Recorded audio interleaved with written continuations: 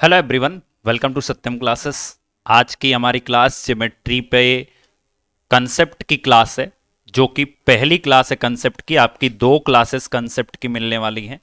Okay, सो आप लोग अपनी नोट्स ले लीजिए और नोट्स में लिखना शुरू कीजिए। जितने भी कंसेप्ट आपको सिखाए जा रहे हैं उनको ध्यान से सुनिएगा और पूरे कंसेप्ट को नोट करना शुरू कीजिए। ओके, पहली चीज तो हमें यह जानना है कि हमारे ज्योमेट्री के अंदर हमें पढ़ना क्या क्या है। The very first thing, point पढ़ना है, लाइन सेगमेंट पढ़ना है, लाइन एंड एंगल्स पढ़ना है। देखिए, क्वेश्चन पॉइंट से नहीं बनेगा, ना ही लाइन सेगमेंट से बनेगा, लेकिन इन दोनों कंसेप्ट से निकल के ही आप लाइन और एंगल्स पर पहुंच पाओगे और क्वेश्चन यहां से बनेगा। और ना ही रे से बनेगा क्वेश्चन, ट्रायंगल से बनेगा क्वेश्चन, रेक्टेंगल से बनेगा, स्क्वायर से बनेगा, सर्कल से बनेगा, और कुछ और quadrilaterals like rhombus, trapezium, parallelogram. Okay, तो इन क्वाड्रिलेटरल से भी बनेगा। क्वाड्रिलेटरल को अगर मैं हिंदी में बात करूं गाइस, तो इसे हम चतुर्भुज कहते हैं। क्या कहते हैं? चतुर्भुज कहते हैं। ठीक है, क्लियर हुआ? तो यहां से वो क्वेश्चंस बनने वाले। एंड मैं आपको बताऊं, लास्ट टाइम आपका जो पेपर आया था उसमें 4 से 5 question only and only geometry से बना था। ठीक है, सो इस वजह से इस पूरे कंसेप्ट को सीखने की कोशिश कीजिएगा अच्छे से। ठीक है, ज्योमेट्री को अच्छे से समझने की कोशिश कीजिएगा। एंड मैं आपको वादा करता हूं और ये दावा करता हूं, अगर आप ये पूरी क्लास देख लेते हो तो आपसे कोई भी कंसेप्ट रह नहीं जाएगा जो आपको धोखा देके चला जाए। और बात करते हैं 3D शेप के बारे में, तो 3D शेप में हमें क्यूबॉइड पढ़ना है, क्यूब पढ़ना है, कोन पढ़ना है, सिलेंडर पढ़ना है एंड स्फीयर पढ़ना है। ओके, तो मतलब पूरी ज्योमेट्री जो है वो कुछ पार्ट्स में आपकी डिवाइड है, जैसा कि मैं आपको कराऊंगा। वो आपका शुरू का 2 वीडियो जो है वो point, line segment, line and angles, रे और इनसे रिलेटेड क्वेश्चंस से भी रिलेटेड होगा।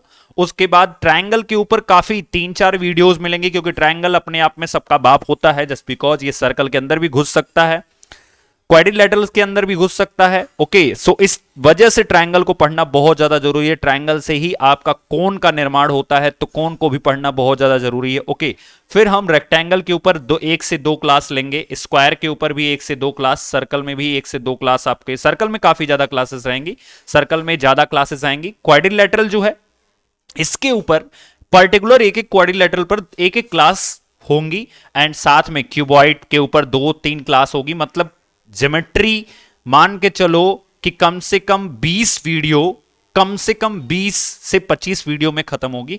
सो चलिए स्टार्ट करते हैं। द वेरी फर्स्ट पॉइंट क्या होता है? अगर हम ज्योमेट्री में पॉइंट की बात करें तो ये लोकेशन को रिप्रेजेंट करता है। ठीक है, एंड क्या करता है? देखिए, इसके पास क्या क्या चीजें नहीं होती हैं, तो does not have any length, width, shape और साइज। इसके पास ना ही कोई लेंथ होती है और ना ही कोई विड्थ होती है, ना ही कोई शेप होता है और ना ही इसकी कोई साइज होती है। मतलब कि आप ये इमेजिन कर सकते हो कि पॉइंट जो है आप इमेजिन ही नहीं कर सकते हो, जस्ट बिकॉज कि अगर आप उसको लिखना चाहो या बनाना चाहो। अच्छा, पॉइंट की एक और खासियत है कि अगर मान लो ये पॉइंट मैंने बना दिया, अब मैं इसको काटता जाऊंगा ना तो ये बड़ा होता जाएगा। पॉइंट की एक और खासियत है कि जितना आप इसको काटते जाओगे उतना ये बड़ा होता जाता है। हालांकि इसका आपके मैथमेटिक्स से कोई रिलेशन नहीं है, बट एक आध बार क्वेश्चंस पूछे भी गए थे। ओके, तो याद रखिएगा कि पॉइंट के पास कोई भी लेंथ, विड्थ, शेप और साइज नहीं होती है। सो इसलिए ना ही ये 1D में आता है, ना ही 2D में आता है, ना ही 3D में आता है। इसका किसी भी डी यानी डायमेंशन से कोई लेना देना नहीं है। It only has a position. इसके पास क्या होता है? केवल और केवल एक पोजीशन होती है, एक बिंदु होता है, एक स्थान को दिखाता है। जैसे कभी कभी आप गूगल मैप को अगर देखो ना ध्यान से, अगर आप गूगल मैप को ध्यान से देखोगे तो वहां पर आपको एक चीज मिलेगी, वहां पर आपको एक चीज मिलेगी। क्या मिलेगी? कि जो भी लोकेशन आप सर्च कर रहे होगे वो कुछ इस तरह से ऐसे कुछ इस तरह से करके दिखाता है ना, कुछ इस तरह से डॉट उसका बड़ा पतला सा होता है लास्ट में, इस पॉइंट को वो लोकेट करता है। तो उसी को हम पॉइंट कह सकते हैं। मतलब किसी भी चीज की लोकेशन को रिप्रेजेंट अगर किया जाए तो वो डॉट के थ्रू हम कर सकते हैं या डॉट के थ्रू हम दिखा सकते हैं।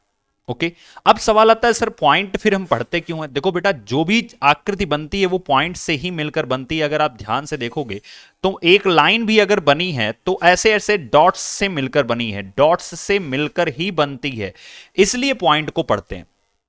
मतलब कोई भी छोटी से छोटी आकृति और बड़ी से बड़ी आकृति डॉट के ही मिलने से बनी हुई है। ओके अब बात करते हैं लाइन क्या होता है। A line is a one dimensional minded guys, मैंने अभी ऊपर बोला है कि पॉइंट के पास नो डायमेंशन, कोई डायमेंशन नहीं होता पॉइंट के पास, ठीक है, नो डायमेंशन, कोई भी डायमेंशन नहीं होता है पॉइंट के पास, but line has one dimension, मतलब ये क्या होती है, 1D होती है, और साथ में पता कर लो, जान लो कि इसके पास क्या होती है, तो लेंथ पाई जाती है। वन डायमेंशन मीन्स लाइन के अंदर लेंथ पाई जाएगी, विच हैज लेंथ, मैंने आपको बताया कि इसके पास क्या होगी, लेंथ होगी, बट नो विड्थ, कोई भी विड्थ नहीं होती है, लाइन की कोई चौड़ाई नहीं होती है। जैसे मान लो, सपोज करो कि मैं आपको एक लाइन ड्रॉ करके दिखाता हूं, ठीक है, जैसे मान लो ये लाइन मैंने ड्रॉ किया, ओके, अब इस लाइन के अंदर आपको कहीं चौड़ाई इसकी आप नहीं माप सकते हो, आप इसकी चौड़ाई, चौड़ाई क्या होगी भाई, तो इस तरह से जो इसकी विड्थ होगी, जैसे मैं अगर बात करूं कि ये आपके सामने एक रेक्टेंगल बना है, तो इस रेक्टेंगल की चौड़ाई आप माप सकते हो, कैसे, आप कहोगे सर ये वाले जो साइड है ये चौड़ाई है, ओके, और ये वाली जो साइड है ये क्या है, ये लंबाई है, गॉट इट। तो इसकी लंबाई चौड़ाई माप सकते हो, लेकिन इस लाइन की चौड़ाई आप नहीं माप सकते हो, इस चीज को ध्यान से समझ लीजिएगा, ओके। अब आगे बात करते हैं, लिखा गया line is made of a set of points which is extended in opposite directions infinitely, मतलब लाइन जो होता है वो एक सेट ऑफ पॉइंट होता है। देखो सेट अगर आपने नहीं पढ़ा है तो जान लो, सेट का मतलब क्या होता है, समुच्चय, आपने पढ़ा होगा ना समुच्चय, मतलब कि पॉइंट्स को इस तरह से सेट किया जाता है जो कहां तक फैले होते हैं, एक्सटेंडेड होते हैं इन अपोजिट डायरेक्शंस। तो मान लो अगर एक लाइन हम इधर, एक पॉइंट इधर बनाए तो एक इसके अपोजिट में, फिर एक इधर बनाए तो एक इसके अपोजिट में, फिर एक इधर बनाए तो एक इसके अपोजिट में, फिर एक इधर बनाए तो एक इसके अपोजिट में, फिर एक इधर बनाए तो एक इसके अपोजिट में, और अगर इनको हम मिला दें, ओके, सेट का मतलब क्या होता है, मिलाना, समुच्चय, समुच्चय का मतलब होता है मिलाना, अगर इनको आप मिला दोगे तो वो जो फिगर ड्रॉ होता है उसे हम लाइन कहते हैं। रेखा एक आयामी आकृति होती है जिसकी लंबाई तो होती है लेकिन चौड़ाई नहीं होती है। एक रेखा बिंदुओं का एक समूह से बनती है जो विपरीत दिशाओं में असीम रूप से विस्तारित होती है। याद रखिएगा, असीम रूप से विस्तारित मतलब इसकी कोई सीमा नहीं होती है। तो याद रखिएगा, line has no limit also, mention कीजिएगा अपनी नोटबुक में, इसको अच्छे से लिखिएगा, line has no limit also, okay, कोई सीमा नहीं होती है लाइन के साथ। अब आगे बढ़ते हैं, नेक्स्ट देखो ध्यान से, लाइन सेगमेंट क्या होता है। अगर हम लाइन सेगमेंट के कंसेप्ट को सीखें कि लाइन सेगमेंट क्या होता है, my dear friends, in geometry a line segment is a part of line. देखो क्या लिखा गया, कितनी खतरनाक बात लिखी गई है कि ज्योमेट्री के अंदर जो लाइन होता है वो एक पार्ट होता है, किसका, लाइन का, ठीक है, लाइन सेगमेंट जो होता है वो पार्ट होता है। जैसे सपोज करो अगर मैं एक लाइन ड्रॉ कर देता हूं कुछ इस तरह से, देखिए, अच्छा इसका इंडिकेशन भी समझिएगा, बहुत इंपॉर्टेंट है। इंडिकेशन मतलब कि अगर मैं लाइन पर इस तरह से लगा देता हूं तो ये हो गया इसका इंडिकेशन, की मतलब ये आगे बढ़ती जाएगी। एरो लगने का मतलब है कि उस डायरेक्शन में इसको हम आगे बढ़ाते जा सकते हैं। Is it clear? अब लिखा गया ये एक लाइन का ही पार्ट होता है, that is bounded by two distinct and point. ये क्या होता है, दो डिस्टिंक्ट एंड पॉइंट से बाउंड किया जाता है। जैसे मान लो कि मैं इस पे कुछ पॉइंट्स ले लेता हूं, तो यहां पर मैंने ए ले लिया और यहां पर मैंने बी ले लिया। तो बेटा अब ये जो ए से लेकर के बी तक की जो लाइन बनी हुई है इसे हम लाइन सेगमेंट कहेंगे। ध्यान से समझिएगा, अगर हम बात करें ए से लेकर के बी तक की जो लाइन बन रही है इसे हम क्या बोलेंगे, लाइन सेगमेंट बोलेंगे। बताओ भाई समझ में आया या नहीं आया? इसे हम क्या बोलेंगे, इसे हम लाइन सेगमेंट बोलेंगे। क्लियर हुआ या नहीं हुआ जल्दी से बताओ। इसे हम क्या बोलेंगे, लाइन सेगमेंट बोलेंगे, ओके। अब लाइन सेगमेंट को हम कैसे रिप्रेजेंट करते हैं आप देख सकते हो, मैंने यहां पर एक पॉइंट बनाया है, यहां पर भी एक पॉइंट बनाया है, ये है लाइन सेगमेंट को रिप्रेजेंट करने का तरीका। तो कभी भी आपको अगर ए बी लाइन सेगमेंट है ये आपको रिप्रेजेंट करना, आप बहुत नॉर्मली ऐसे रिप्रेजेंट कर सकते हो, ठीक है। और ए बी अगर लाइन है तो आप कैसे रिप्रेजेंट करोगे, तो आपको ऐसे रिप्रेजेंट करना कि ए बी एक लाइन है और ए बी एक लाइन सेगमेंट है, तो उसका रिप्रेजेंटेशन भी मैंने आपको यहां पर बता दिया। Got it? ये दो पॉइंट्स क्यों लगाए गए हैं, क्योंकि अभी आपने पढ़ा डेफिनेशन के अंदर कि टू डिस्टिंक्ट एंड पॉइंट होते हैं and contain every point on the line that is between in ends points, और हर वो पॉइंट को ये कंटेन करते हैं जो इनके एंड पॉइंट के बीच में होते हैं। मतलब ये सिंपल सी बात है कि भाई ए और बी के बीच में बहुत से ऐसे पॉइंट्स होंगे, जैसे मैं इसको पी ले लिया, मैं कहीं पे क्यू ले लिया, मैं कहीं पे आर ले लिया, मैं कहीं पे एम ले लिया, है ना। तो ये बहुत से ऐसे पॉइंट्स हैं जो ए और बी के बीच में हैं। ये इन सब बिंदुओं को क्या करते हैं, कंटेन करते हैं, उनके अंदर समाहित होते हैं या उनसे घिरा होता है, दो पॉइंट्स से घिरा होता है। आई होप ये चीज आपको क्लियर हो गई होगी। Got it. अब बात करते हैं रे। देखो एक चीज ध्यान से समझते जाइएगा कि जब मैंने लाइन बताया तो मैंने बताया कि लाइन का अंत ही नहीं है। मैंने क्या बताया, लाइन का अंत ही नहीं है।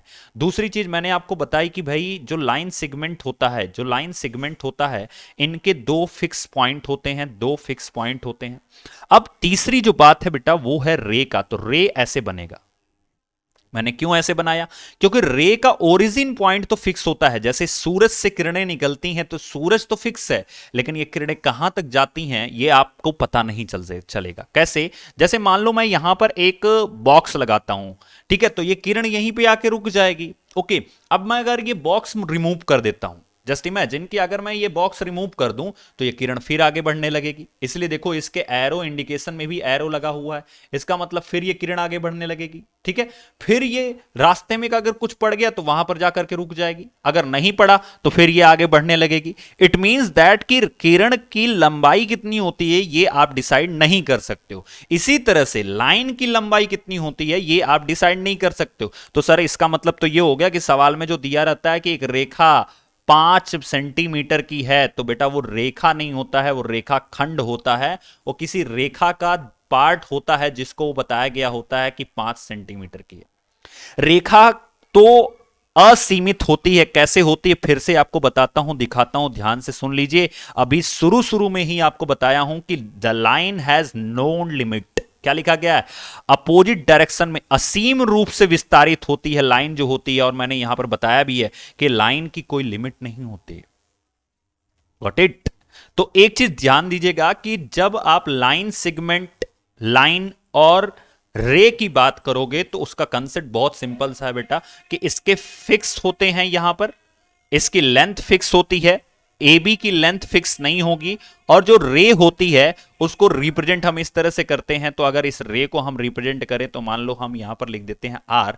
तो आर नाम की जो रे है इसका ओरिजिन पॉइंट तो फिक्स होगा। मतलब जैसे हम टॉर्च के बारे में बात करें, मान लो कि टॉर्च है, ठीक है, टॉर्च है, तो अब टॉर्च का जो ओरिजिन पॉइंट होगा ना, टॉर्च से जितनी भी रे निकल रही हैं इनका ओरिजिन पॉइंट फिक्स है, बट इनका जो ये कहां तक जा रही हैं ये फिक्स नहीं है, लेकिन निकल कहां से रही हैं वो फिक्स है। कि सर टॉर्च से निकल रही हैं, इसका मतलब कि उनका ओरिजिन पॉइंट फिक्स है। Got it. तो ये तीन डिफरेंस होते हैं, पढ़ लेते हैं। रे is another part of line, ये भी लाइन का एक पार्ट होता है। It is a combination of a line and a line segment. कितनी अच्छी बात कही है इसने कि एक लाइन और लाइन सेगमेंट का कॉम्बिनेशन होता है। कैसे भाई, लाइन सेगमेंट में एंड पॉइंट पाया जाता है और लाइन में एंड पॉइंट नहीं पाया जाता है। तो देखो कितनी अच्छी चीज के, मतलब अगर एक लाइन मैंने ऐसे बना दी और इसमें एक लाइन सेगमेंट में ला करके जोड़ देता हूं, ठीक है, एक लाइन सेगमेंट में ला करके जोड़ देता हूं, तो अगर मैं इसको शुरू से अंत तक देखूंगा तो मुझे यही तो दिखेगा कि सर ये यहां पर तो लाइन सेगमेंट था लेकिन यहां पर लाइन है। तो यही बात लिखी गई। देखो कितनी अच्छी पॉइंट लिखी गई, कितना अच्छा पॉइंट लिखा गया। ध्यान से समझो इस चीज को। It is a combination of a line and line segment that has an infinitely extending end and one terminating end. मतलब क्या होता है कि एक ऐसा एंड होता है कि जिसका एक फिक्स पोजीशन होता है, बट एक टर्मिनेटिंग एंड होता है, मतलब ये आगे बढ़ता जाएगा, आगे चलता जाएगा। Got it. चलो बहुत बढ़िया, आगे बढ़ते हैं कि लाइन और एंगल्स क्या होते हैं। तो ऑलवेज रिमेंबर जो एंगल बनता है माय डियर फ्रेंड्स, सुन लो पहले फिर ये फिगर्स को अच्छे से देखते जाना। एंगल हमेशा दो रे के बीच में बनता है। अब आप कहोगे सर दो रे के बीच में कैसे एंगल बनता है, क्यों हम रे कह रहे हैं, क्यों हम लाइन नहीं कह रहे हैं। कहने के लिए लाइन एंड एंगल्स होता है, लेकिन माय डियर फ्रेंड्स लाइन नहीं होता है, एक्चुअल में वो रे एंड एंगल्स होता है। अगर आपको मैं बताऊं बेसिक कंसेप्ट, तो रे से ही एंगल का फॉर्मेशन होता है। कैसे होता है सुनिएगा ध्यान से। जैसे मान लीजिए ये सूरज है, तो ये इधर एक इसकी किरण जा रही है, और ठीक इसी तरह से यहां से बहुत सी किरणें निकल रही होंगी, कुछ इस तरह से निकल रही होगी, कुछ इस तरह से निकल रही होगी, कुछ इधर निकल रही होगी। तो याद रखिए कि मान लो ये एक किरण मैंने आर ले लिया, एक किरण मैंने पी ले लिया, तो ये जो आर और पी के बीच की दूरी है, मैं क्या इस्तेमाल कर रहा हूं, word distance. Distance between the ray R and P is called angle. मतलब कि दो किरणों के बीच की दूरी को हम एंगल कहते हैं। ठीक है, दो किरणों के बीच की दूरी को हम क्या बोलते हैं, एंगल बोलते हैं, कोण बोलते हैं। आई होप आपको यह चीज क्लियर हो गई होगी। जब भी आप किसी भी पॉइंट को देखोगे ना, तो यहां से देखो, ये हमारा एक फिक्स डिस्टिंक्ट पॉइंट हो गया, एंड पॉइंट हो गया, और यहां से दो किरणें निकल रही हैं, एक इधर निकल रही है और एक इधर निकल रही है, तो इसके बीच में कुछ एंगल बना। ठीक इसी तरह से यहां पर देखो, यहां भी एक फिक्स पॉइंट है, तो यहां से एक किरण इधर निकल रही है, एक इधर निकल रही है, और इसके बीच में कुछ डिस्टेंस है, इसी को एंगल कहते हैं। ठीक इसी तरह से यहां भी एक फिक्स पॉइंट है, और इसके बीच में भी कुछ दूरी है, तो इसी को हम एंगल कहते हैं। So these are the basic concept, जिसमें आपको रे समझना था, आपको लाइन समझना था, आपको लाइन सेगमेंट समझना था, और एंगल समझना। अब बात करते हैं टाइप्स ऑफ एंगल्स के बारे में।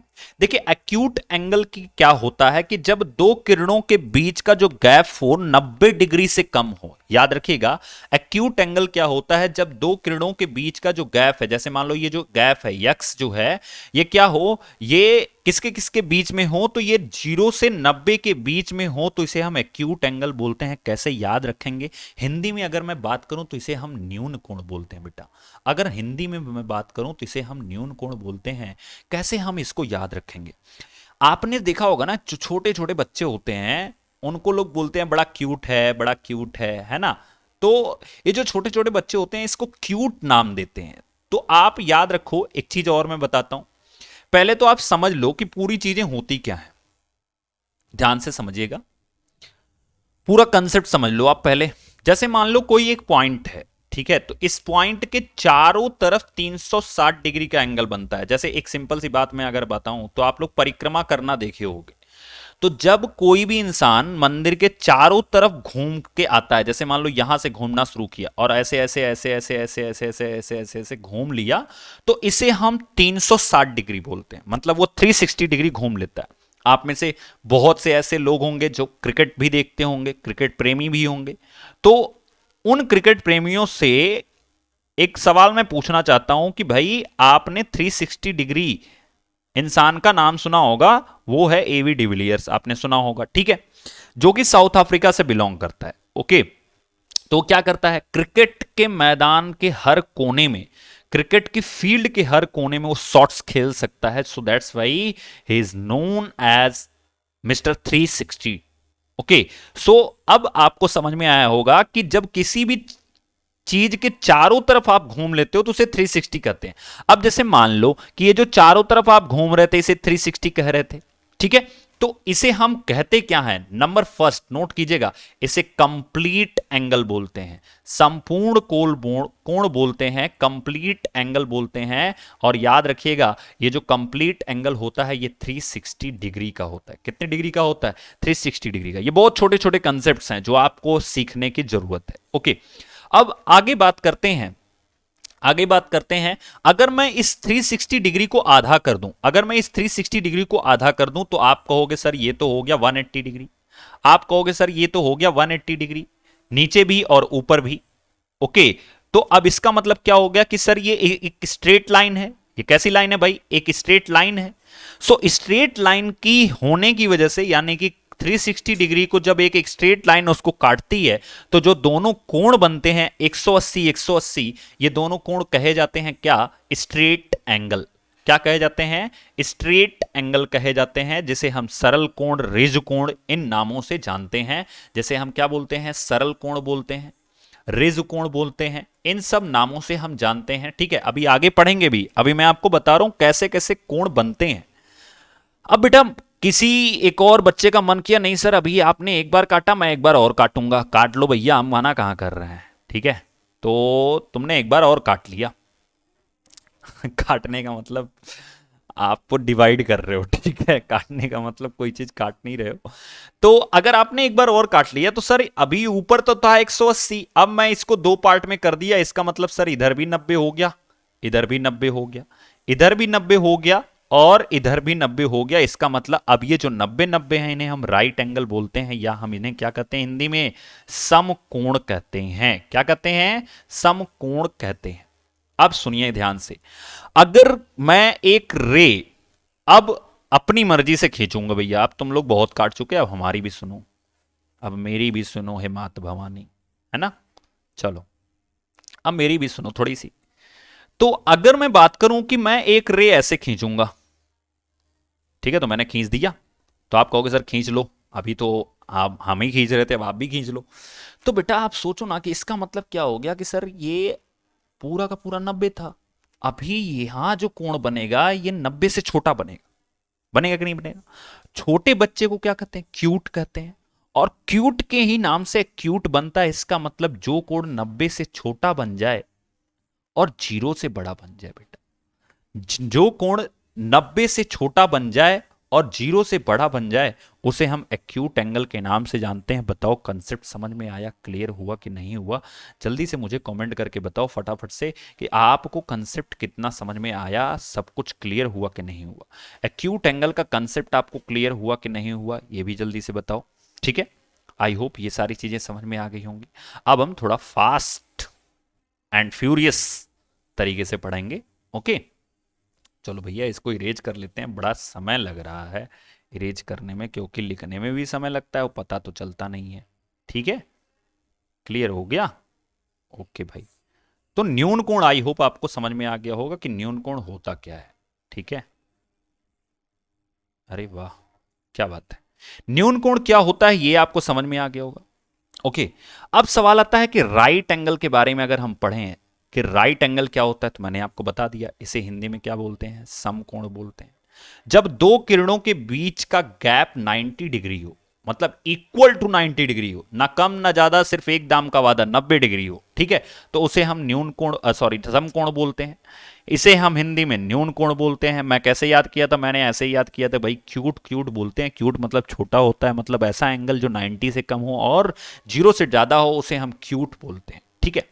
समकोण हो गया। ऑब्ट्यूज का मतलब क्या होता है? जैसे मान लो कि आप के सामने आपका एक तो आप फ्रस्ट्रेशन में हो, या कोई भी आपसे गलती हो चुकी है, या आपका कोई क्वेश्चन गलत हो गया, ठीक है, और कोई बंदा हम लोगों के टाइम पे, जैसे हम लोग बचपन में पढ़ते थे, उस समय अगर कोई क्या कर रहा हो कि बहुत ज्यादा सिखा रहा हो, बहुत अधिक बोल रहा हो, तो उस केस में क्या होता है कि यार बेटा अधिक ना बोलो, ऐसे बोलते हैं ना कि ज्यादा बोलो मत। तो ज्यादा मतलब अधिक बोलने से क्या निकलता था? अगर वो ज्यादा बोलता भी था, अगर वो चुप नहीं हो सकता था, तो हमारे मुंह से उसके लिए जो कह सकते हो कि शुद्ध वाणियां निकलती थी, उसे आप जानते ही हो, उसे हम क्या बोलते हैं, है ना। तो मैंने यहां से याद किया था कि अब्यूज को अगर आप ऑब्ट्यूज से कनेक्ट कराओ तो आप इनका सिमिलर देख रहे होगे, और इसका मतलब ही होता है अब्यूज तब निकलता है जब कोई अधिक बोलता है, या कोई भी चीजें अधिक हो जाती हैं तब अब्यूज होता है, यानी कि जो भी शुद्ध वाणियां होती हैं वो निकलती हैं मुख से। तो अब्यूज का मतलब हो गया अधिक बोलने से ये निकलती है, और यहीं से मैंने कनेक्ट करा लिया था कि ऑब्ट्यूज का मतलब होता है अधिक कोण। ऑब्ट्यूज का मतलब होता है अधिक कोण। अधिक कोण किसे कहते हैं बेटा? तो जो 90 से ज्यादा हो और 180 से कम हो उसे हम अधिक कोण कहते हैं। क्यों कहते हैं? क्योंकि भाई 180 को तो हम स्ट्रेट एंगल बोलते हैं, अभी हमने पढ़ा है 180 को तो हमने स्ट्रेट एंगल बोला है कि सर अगर मान लो एक पॉइंट के चारों तरफ 360 डिग्री बन रहा है, उसे हमने डिवाइड कर दिया, तो सर एक तरफ तो 180 बनना है, और इसी को एक स्ट्रेट एंगल बोलते हैं। क्यों? क्योंकि एक स्ट्रेट लाइन से वो पूरा का पूरा एंगल 360 डिवाइड हुआ। एंड इसी तरह से फाइनली रिफ्लेक्स एंगल क्या होता है, इस चीज को समझिएगा। तो एक्यूट एंगल के अपोजिट साइड में मैं क्या बोल रहा हूं? रिफ्लेक्स एंगल, इसे हम हिंदी में प्रतिवर्ती कोण बोलते हैं। इसे हम क्या बोलते हैं? प्रतिवर्ती कोण बोलते हैं। और इसके ये किधर बनता है? Opposite side of opposite side of opposite side of opposite side of acute angle. Acute angle के जो अपोजिट साइड एंगल बनेगा उसे हम बोलते हैं रिफ्लेक्स एंगल, प्रतिवर्ती कोण। आई होप आपको समझ में आया होगा। और इसकी वैल्यू हमेशा 60 से कम होगी, 180 से ज्यादा होगी, 360 से कम होगी। ओके, चलिए अभी कुछ और एंगल्स को समझ लेते हैं कि कुछ और टाइप के जो एंगल्स होते हैं ये क्या होते हैं। तो भाई एडजेसेंट एंगल का मतलब होता है पड़ोसी कोण। देखो इसकी हिंदी ऐसे नहीं मिलेगी आपको, ठीक है, बट मेरे अनुसार इसे हम पड़ोसी कोण कहते हैं। इसको हम हिंदी में बात करें तो इसे हम आसन्न कोण कहते हैं। क्या बोलते हैं? आसन्न कोण बोलते हैं। अब सवाल आता है कि सर पड़ोसी कोण का मतलब अगल बगल होंगे। बहुत सिंपल सी बात है। तो बेटा जैसे मान लो कि इस तरह से एक रे है और मैं इसमें एक और रे डाल दिया, तो यह और यह कोण पड़ोसी नहीं हो गए? बताओ। तो इसका मतलब सर इस तरह से अगर हम बात करें कि दो कोण पड़ोसी तब होते हैं जब उनके बीच में एक कॉमन किरण पाई जाती है या कॉमन लाइन पाई जाती है, उसे हम पड़ोसी कोण बोलते हैं। ठीक है, पड़ोसी का मतलब भाई जो अगल बगल हो, तो इन्हें हम पड़ोसी कोण बोलते हैं। ठीक है, फिर linear pair of angles. Linear pair of angles का मतलब होता है कि जैसे मान लो कोई स्ट्रेट एंगल है, ये पूरा का पूरा स्ट्रेट एंगल है, और अगर आप उसका पड़ोसी कोण बना लेते हो तो इन दोनों कोणों को लीनियर पेयर क्यों बोलते हैं? क्योंकि लीनियर का मतलब होता है रैखिक। ध्यान से सुनिएगा, लीनियर का मतलब होता है रैखिक। और याद रखिए बेटा कि किसी भी रेखा पर 180 अंश का कोण बनता है। तो इस 180 अंश के कोण को बनाने में जो दोनों पेयर होती हैं, जो दोनों जोड़े होते हैं, उन्हें हम लीनियर पेयर ऑफ एंगल्स बोलते हैं। जस्ट सिंपल सा इतना कंसेप्ट है, इसमें ज्यादा कुछ है नहीं। आगे बात करते हैं वर्टिकली अपोजिट एंगल्स। इसे हिंदी में क्या कहते हैं? इसे हिंदी में कहते हैं शीर्षाभिमुख कोण।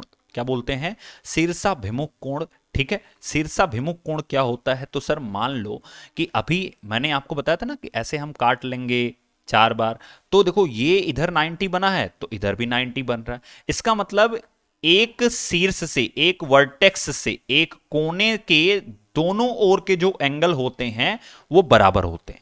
एक कोने के दोनों ओर के एंगल बराबर होते हैं। जैसे आप देख सकते हो कि यहां पर एंगल सी ओ और बी जो बराबर जो है वो एंगल ए ओ और डी के बराबर है। मतलब ये जो है ये इसके बराबर है और ये दोनों जो है ये इसके बराबर है।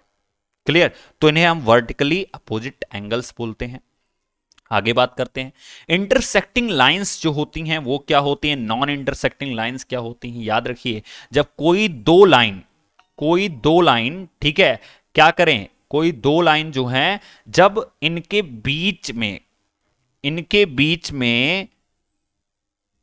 बीच के जो पॉइंट हैं वो हमेशा समान दूरी पर हों तो उन्हें हम नॉन इंटरसेक्टिंग यानी कि पैरेलल लाइन बोलते हैं, या इसी को हम हिंदी में बोलते हैं समांतर रेखाएं। इसी को हिंदी में क्या बोलते हैं? समांतर रेखाएं कहते हैं। समांतर रेखाएं मतलब हो गया कि जो कभी एक दूसरे को काटे ही ना, उन्हें हम समांतर रेखाएं बोलते हैं। जैसे आपको मैं एग्जांपल देता हूं, आप आसमान और धरती को देख लो, ये कभी एक दूसरे को काटती नहीं है। काटती हुई प्रतीत जरूर होती हैं। जब आप कभी भी क्षितिज में देखोगे, हॉरिजॉन्टल अगर आप देखोगे तो आपको काटती हुई प्रतीत जरूर होंगी, लेकिन आसमान और धरती कभी एक दूसरे को काट नहीं सकते। ओके, अब दो लाइनें ऐसी जो एक दूसरे को काटती हो, जैसे चौराहे पर आपके जो रोड आते हैं, तो मान लो इधर से भी कोई रोड आ रहा है, इधर से भी आ रहा है, इधर से भी आ रहा है, इधर से भी आ रहा है, या कोई तिराहा है तो वहां पर 3 तरफ से रोड आ रहा है। ठीक है, तो ये रोड एक दूसरे को काट रहे हैं कि नहीं काट रहे हैं? किसी न किसी पॉइंट पर काट रहे हैं जा करके। तो इन्हें हम बोलते हैं इंटरसेक्टिंग लाइनें, या उन्हीं को अगर हम लाइन की तरह रिप्रेजेंट कर दें तो उसे हम क्या बोलते हैं? इंटरसेक्टिंग लाइनें, जिसे हिंदी में हम बोलते हैं प्रतिच्छेदक रेखाएं। प्रतिच्छेदक रेखाएं, प्रतिच्छेदक रेखाएं। ठीक है, मैं हिंदी पता नहीं सही लिखा हूं कि नहीं लिखा हूं, बट इसे हम प्रतिच्छेदक रेखाएं बोलते हैं। अब देखो अगर ये प्रतिच्छेदक रेखाएं होगी तो सर इसका मतलब ये एंगल और ये एंगल इक्वल हो जाएंगे, और ये एंगल और ये एंगल इक्वल हो जाएंगे। सर कैसे इक्वल हो गए? वर्टिकली अपोजिट एंगल से। वर्टिकली अपोजिट एंगल से ये इक्वल हो गए। बताओ समझ में आया या नहीं आया? ओके, आगे बढ़ते हैं। अब कुछ थियरम है जो हमें पढ़ने की बहुत ज्यादा इंपॉर्टेंट है, बहुत ज्यादा जरूरत है इसको पढ़ना। If two lines intersect each other then the vertically opposite angles are equal, ये मैंने आपको पहले ही बता दिया। अगर दो लाइनें हैं वो एक दूसरे को काट रही हैं तो इनके सामने के जो कोण बनेंगे ये बराबर होंगे। जैसे कि ये और ये, जैसे मैं अगर नाम दे दूं तो इसे पी क्यू में नाम दे देता हूं, इसे मैं ए बी नाम दे देता हूं, और ये सब की सब पॉइंट ओ पर क्या कर रही हैं? काट रही हैं। तो इसका मतलब क्या हो गया sir? Angle P O P जो होगा वो बराबर होगा एंगल ए ओ क्यू के। ठीक है, और ठीक इसी तरह से एंगल पी ओ ए बराबर होगा एंगल बी ओ क्यू के। क्लियर हुआ, समझ में आया या नहीं आया, जल्दी से एक बार बताओ। ठीक है, आगे बढ़ते हैं। First question is on your screen. अच्छे से लगाएंगे, इत्मीनान से लगाएंगे, क्वेश्चंस भी करेंगे भाई, क्वेश्चन करना बहुत जरूरी है। लिखा गया आकृति में रेखाएं ए बी और सी डी ओ पर प्रतिच्छेद करती हैं। चलो भैया करने दो। अब देखो ध्यान से समझना कि ए बी और सी डी की बात की गई, मतलब ये जो ओ ई है इसका कोई डिस्क्रिप्शन नहीं है बेटा। इसका मतलब कि ये एंगल यानी कि ए ओ सी और बी ओ डी इक्वल होगा, और दूसरी चीज ए ओ डी मीन्स ये एंगल, ओके ध्यान से सुनना, और सी ओ बी मीन्स ये एंगल, ये दोनों इक्वल होंगे। ठीक है, तो बच्चे गलती क्या समझ लेंगे कि वो समझ लेंगे कि सर ये जो ई है इसका रिलेशन है। बेटा ये कहीं नहीं कहा गया, अगर जो लिखा गया इसको अगर आप बना दोगे तो बनेगा कुछ इसी तरह से, मतलब ये जो एंगल्स इक्वल होंगे वो मैंने आपको समझा दिया। ठीक है, क्लियर हुआ। अब देखो ध्यान से सुनो आगे। लिखा गया angle A O C plus angle B O E equal to 70 degree. तो ए ओ सी मीन्स ये एंगल, और B O E means B O E equal to कितना होगा 70 डिग्री। मीन्स ये एंगल और ये एंगल मिलकर के 70 डिग्री है। अब बताओ बेटा कि ये बीच वाला कितने का होगा। बहुत सिंपल है, एक बात बताओ मुझे कि ये जो बीच वाला एंगल बना है अगर मैं इसे एक्स ले लेता हूं, ठीक है, तो आप कहोगे sir angle A O C plus angle B O E, and अगर उसमें हम एंगल सी ओ ई जोड़ दें तो ये एक स्ट्रेट लाइन एंगल होगा कि नहीं होगा। बताओ भाई 180 अंश का बनेगा। सर ये एंगल और ये एंगल तीनों जोड़ दे तो 180 बनेगा ना, और ये दोनों मिलकर के कितने बने हैं सर, ये दोनों मिलकर के 70 बने हैं, तो इसकी वैल्यू कितनी आएगी, तो ये हो जाएगा angle C O E equal to 180 degree minus 70 degree, and we got 110 degree. Got it. तो x की वैल्यू कितनी हो जाएगी सर, ये हो जाएगी 110 डिग्री, 110 अंश का कोण बनेगा। ओके, अब सवाल क्या पूछा गया है, BOD की वैल्यू 40 है।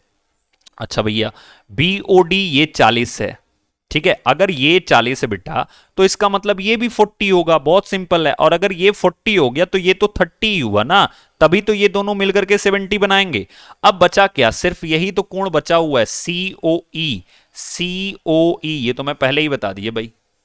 अच्छा BOE भी आपको बताना है, BOE ये भी तो मैंने बता दिया आपको, 30 हो गया।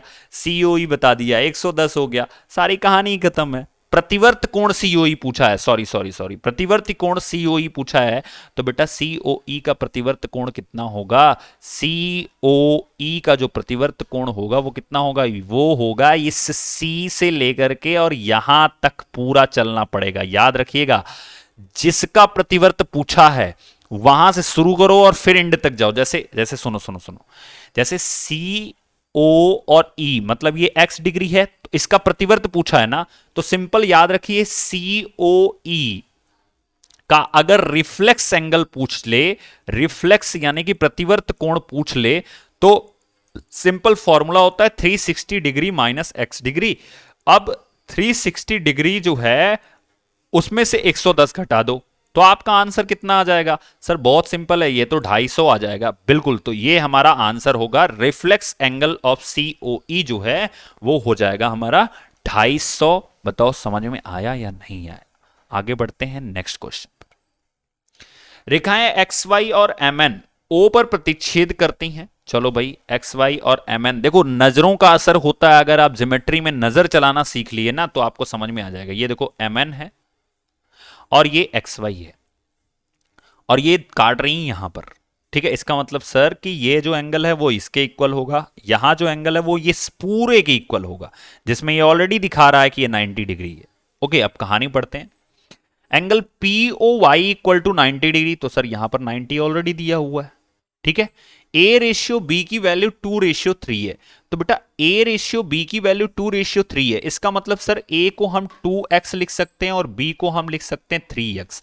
तो एक बात बताओ, 90 और 2x और 3x को अगर हम मिला दें, 90 2x और 3x को मिला दें तो ये 180 नहीं बनाएंगे, स्ट्रेट लाइन नहीं बन रही है? बताओ सर बिल्कुल बन रही है। तो सर ये हो जाएगा 90 + 2x + 3x equal to 180 degree, equal to 180 degree. तो यहां से हम 90 इधर भेजेंगे तो माइनस, यहां क्या बचेगा? तो सर ये हो जाएगा 5x equal to 90 degree and x equal to कितना हो जाएगा? 18 × 5 = 90 होता है, ये हो जाएगा 18 डिग्री। बताओ समझ में आया? अब क्या पूछा गया है? तो एंगल C की वैल्यू बताइए। ये जो C बना है ना, इसकी वैल्यू बतानी है। तो ये कितना बनेगा भाई? बहुत सिंपल है सर, ये जैसे कि ये जो B है ये ठीक इसके इक्वल बनेगा, यहां पर बनेगा। बोलो बनेगा कि नहीं बनेगा? क्यों बनेगा? क्योंकि mn और xy एक दूसरे को प्रतिक्षेप कर रहे हैं। तो उसके अकॉर्डिंग रूल ये कहता है बेटा कि ये दोनों वर्टिकली अपोजिट एंगल हैं, तो जितना 3x उतना ये एंगल। अच्छा अब 3x कितना होगा सर? 18 × 3 = 54, इसका मतलब ये हो जाएगा 54 डिग्री।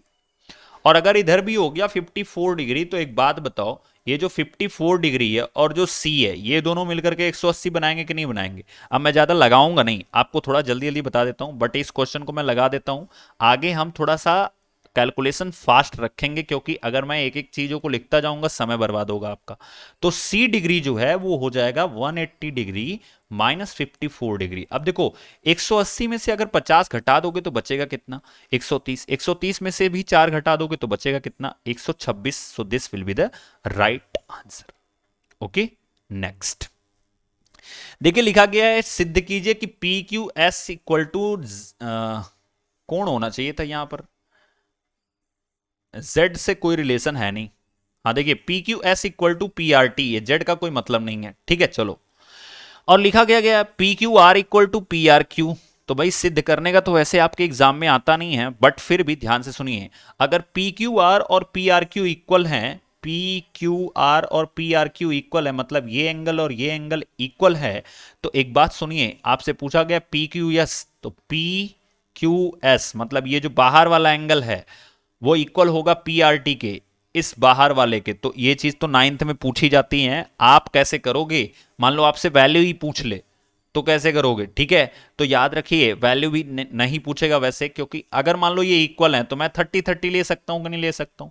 तो बहुत सिंपल है सर, अगर ये 30 हो गया तो इस पूरे जगह पर 180 बनेगा और इधर बन जाएगा 150, तभी तो 180 बनेगा। ठीक इसी तरह से इधर भी 180 बनेगा इस पूरी स्ट्रेट लाइन पर, तो इधर बन जाएगा 150। Got it? चलिए, आज ये बेसिक की ही क्लासेस थी, तो बेसिक तरीके से ही आपको मिली हैं, and this is the homework question of yours, तो इसको नोट कीजिएगा, ठीक है। नेक्स्ट जो हमारा सेशन स्टार्ट होगा वो हम यहीं से स्टार्ट करेंगे, जिसमें आपको इस क्वेश्चन का आंसर वहां पर मिल जाएगा। Okay, so thank you so much. अब हम मिलेंगे नेक्स्ट सेशन में, जिसमें हम ट्रायंगल से भी रिलेटेड कुछ कंसेप्ट्स को सीखेंगे। उसके बाद अगले 3 से 4 वीडियो में केवल लाइन एंड एंगल्स और ट्रायंगल्स के क्वेश्चन आंसर उड़ाए जाएंगे। Okay, thank you.